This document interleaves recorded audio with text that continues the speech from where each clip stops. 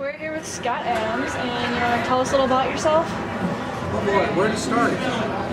Probably one of the things that I'm most noted for is games back in the 80s called adventure games, and also probably for starting the personal computer gaming industry with my company Adventure International.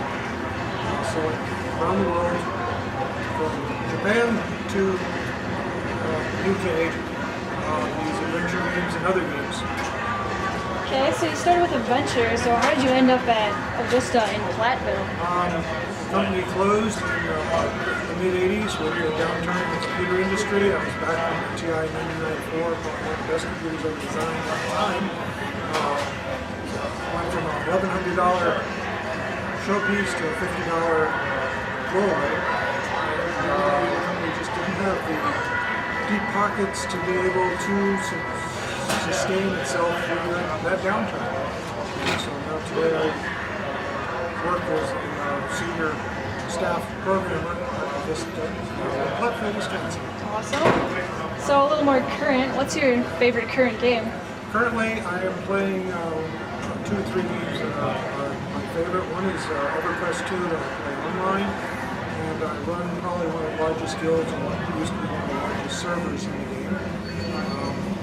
One of our main ideas behind our game is that real life comes first. So we try to make sure that nothing in the game ever requires people to give up real life to handle it. The other game I like to play is Elder Scrolls Oblivion. I like that on the Xbox, and one of the reasons I enjoy that is it's like EverQuest, it's a role-playing game, but I can also pause it and do something else. Very nice. So how about your favorite of the new generation consoles? Right now, of course, the only console that's really hit so far is the Xbox 360, which I have. I can't say enough nice things about it. Microsoft in their second go-around has really done themselves proud with this system.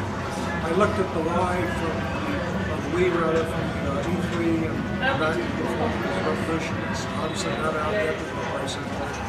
It looks like it's going to fit in well. Matter of fact, Nintendo and Microsoft look like they're going to try to go hand in hand recommending each other's consoles, which is kind of interesting because they're going at different parts of the market. I think Sony with the PlayStation is going after a totally different ballpark here.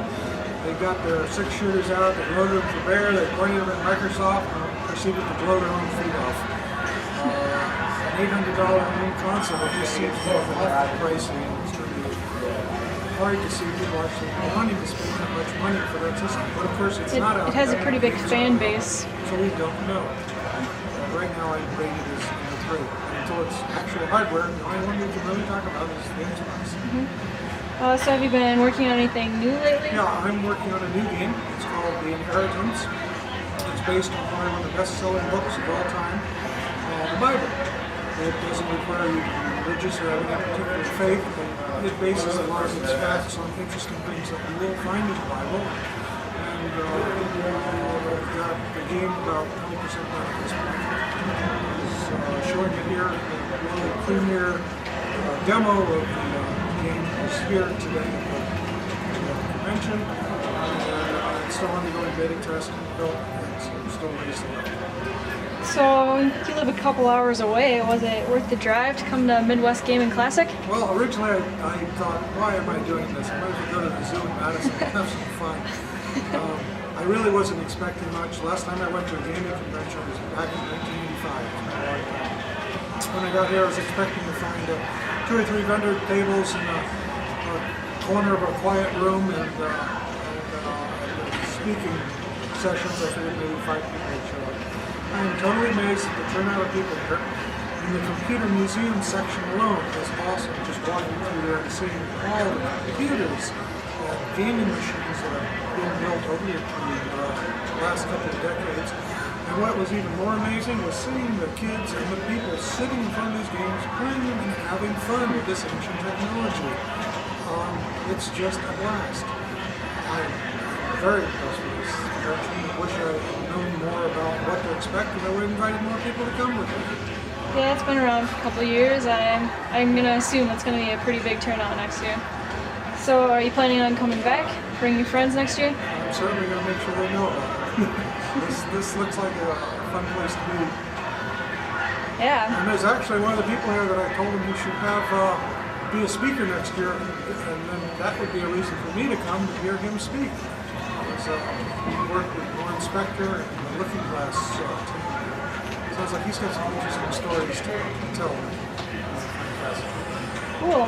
So it was nice meeting you. Thank you for your interview. They'll support